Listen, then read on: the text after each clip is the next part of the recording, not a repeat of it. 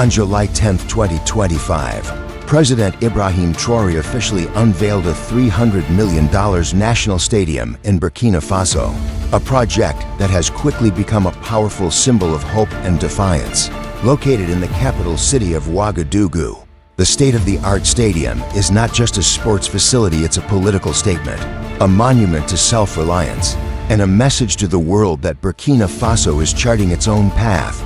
The stadium's construction, initiated just months after Traoré assumed power in 2022, was part of his larger vision to restore national dignity and invest in infrastructure that serves both symbolic and practical purposes. With a seating capacity of over 60,000 and facilities designed to meet international standards, the stadium is expected to host regional football matches, national celebrations, and Pan-African events. Traoré's administration claims that the project was funded primarily through domestic revenues and gold royalties renegotiated under his economic reforms. By redirecting wealth from multinational corporations back into state projects, Traoré has aimed to establish economic independence and prioritize people-centered development. The opening ceremony was attended by key government officials, youth organizations, local athletes, and even delegations from neighboring Sahel countries. Traoré himself gave a fiery speech, emphasizing that Burkina Faso will not wait for foreign approval to invest in its own future. The stadium is also a product of national collaboration. Built by local engineers, architects, and workers, it showcases Burkinabe talent and craftsmanship, aiming to dispel the myth that high-quality infrastructure can only be imported. By investing in homegrown solutions, Traoré is signaling a broader move toward national self-reliance. While the stadium symbolizes national pride, it also stands amid growing challenges. Burkina Faso remains deeply embroiled in a jihadist insurgency that has plagued the region for over a decade. In the weeks leading up to the stadium's opening, several deadly attacks rocked the northern provinces. In early June, over 45 soldiers were reportedly killed in twin ambushes in Cambrai and Diapaga, two regions hit hard by Islamist militants affiliated with JNIM and ISIS. Traoré's government responded with heightened military operations and public declarations that terrorism would be eradicated. He continues to rely on a mix of volunteer defense forces, military mobilization, and international military cooperation, particularly with Russia, which has replaced France as a major defense partner. Russia's role in Burkina Faso has grown significantly, with reports of military advisors, equipment deliveries, and intelligence sharing. This shift in alignment reflects Traoré's broader geopolitical strategy of reducing reliance on traditional Western allies and seeking alternatives that support Burkina Faso's sovereignty.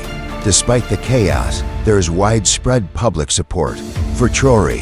His strong rhetoric and rejection of former colonial powers resonate deeply with Burkinabe youth. Social media platforms are flooded with clips of his speeches, and pro-Traoré rallies are increasingly common across major cities. Traoré has also launched public education campaigns to counter extremist propaganda and promote civic engagement. Local radio stations and community centers play a key role in these efforts, helping build resilience at the grassroots level. By addressing both the military and ideological fronts of the insurgency, his administration hopes to achieve lasting peace. The timing of the stadium's unveiling is significant. On January 29, 2025, Burkina Faso formally exited the Economic Community of West African States, ECOWAS, alongside Mali and Niger. The move came after months of tension, accusations of foreign interference, and sanctions imposed by the bloc following the military takeovers in all three countries. Traoré and his allies in the Alliance of Sahel States, AES, have argued that ECOWAS no longer serves the interests of sovereign African nations, accusing it of being manipulated by Western powers. The exit was not just a political maneuver, it was an ideological shift, marking a break from post-independence regionalism and a pivot toward a new Pan-African alliance. With the creation of the AES, these countries have vowed to build alternative institutions, including shared defense, systems, trade agreements, and even a regional currency. The stadium, in this context, is more than concrete and steel. It is a rallying ground for a new African identity. The ECOWAS exit has also reshaped regional diplomacy. Traore has held multiple summits with Mali's Assimi Goïta and Niger's Abdourahmane Chiani, focusing on border security, trade corridors, and joint responses to external threats. These meetings aim to create a unified Sahelian front capable of withstanding foreign economic and military pressure. International responses have been mixed. Western governments have expressed concern over democratic backsliding and press restrictions in Burkina Faso. Human rights organizations have criticized the banning of Western media outlets like RFI and France 24 and have raised alarms over reports of arbitrary arrests and military trials. On the other hand, many African leaders and grassroots movements have praised Traore's defiance. In Nairobi, Johannesburg, and even in parts of the African diaspora, demonstrations have been held in support of the Burkinabe government. Youth leaders and influencers have taken to TikTok and YouTube to celebrate the new stadium as Africa's stadium, a space built by Africans for Africans. Traore's supporters argue that Burkina Faso is undergoing a necessary revolution, a painful but empowering transition from dependency to sovereignty. Critics, however, caution that without checks and balances, the revolutionary zeal could easily morph into authoritarianism. Economically, the country faces serious hurdles. Inflation remains high, and international aid has dwindled due to sanctions and diplomatic standoffs. However, the government is exploring partnerships with BRICS nations and leveraging its natural resources to secure alternative financing. Burkina Faso's trajectory remains uncertain. The nation is balancing on a knife's edge between rebirth and repression. Economic challenges persist, especially in rural areas where access to education and healthcare remains limited. The security situation, though somewhat stabilized, remains volatile, with terrorist groups adapting quickly to military pressure. Yet, the symbolic power of the new stadium cannot be denied. It represents a declaration of intent that Burkina Faso will no longer be defined by conflict and crisis, but by creativity, courage, and continental pride. Traore's vision is ambitious, and the world is watching closely. As Burkina Faso moves deeper into this new era, one thing is clear: the foundations are being laid not just in stone and steel, but in the hearts and minds of a people determined to reclaim their future. Since its inauguration, the $300 million national stadium has rapidly transformed into more than just a venue for sports. It has become a catalyst for national unity and a beacon of Burkina Faso's commitment to self-determination. Government-sponsored sports festivals, youth outreach programs, and cultural exhibitions have been hosted at the site, aiming to inspire a new generation of Burkinabe youth. The stadium has also brought together displaced families from conflict-affected regions, offering temporary shelters and community events that foster reconciliation and national identity. Traore's administration continues to emphasize that national reconstruction must involve the entire population, not just the urban elite or the political class. Burkina Faso's Ministry of Culture has announced a long-term initiative to use the stadium as a hub for regional and continental festivals, aiming to rebrand the country from a war-torn nation into a cultural capital of West Africa. The plan includes a Pan-African arts and music festival set to launch in 2026. Security remains a defining issue for the Traore administration. In July 2025, Burkina Faso unveiled its Sahel Defense Accord, a military doctrine shared with Mali and Niger under the AES. The strategy prioritizes homegrown intelligence networks, counterinsurgency operations, and community-based defense.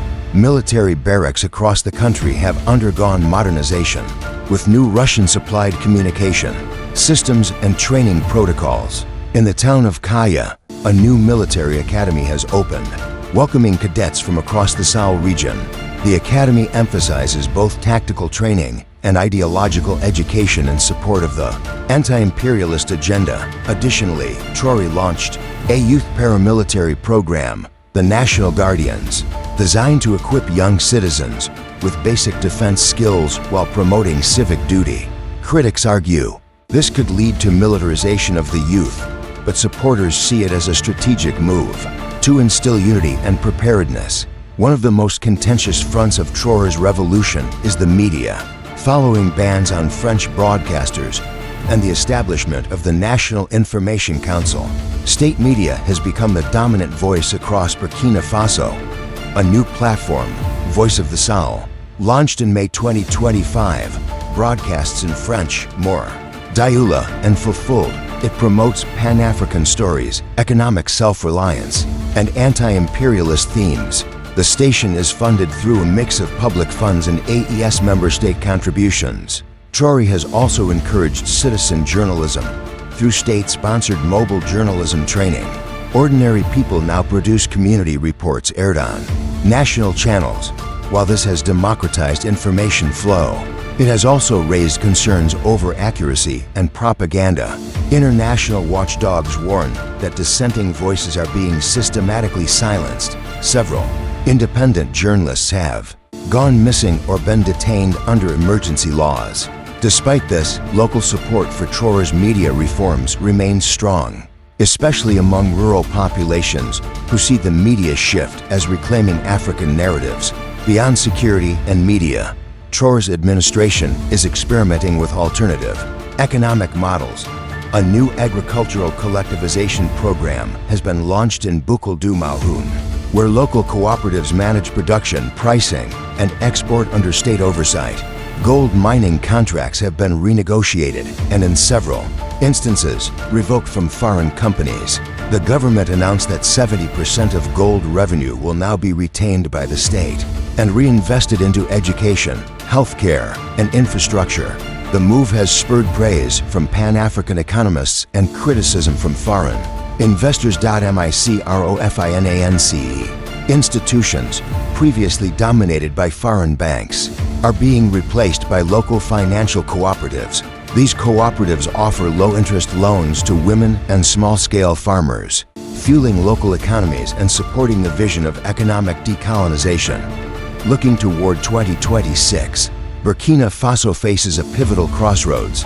The AES Alliance is preparing to formalize a new regional constitution, and speculation abounds over whether Traore will seek to extend his rule. Beyond transitional promises internationally, Burkina Faso is both praised and isolated. Its alliances with Russia, Iran, and some BRICS members have created new trade routes and defense partnerships.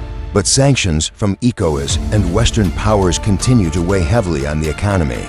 Domestically, public opinion remains deeply supportive of Traore, but the costs of revolution are mounting. Electricity shortages, fuel hikes, and a rising brain drain challenge the sustainability of current policies. Still, the National Stadium stands as a towering monument to what Burkina Faso has become. Under Traore, bold, independent, embattled, and hopeful. Whether the vision endures or falters will depend on the administration's ability to deliver security, prosperity, and genuine democratic transition.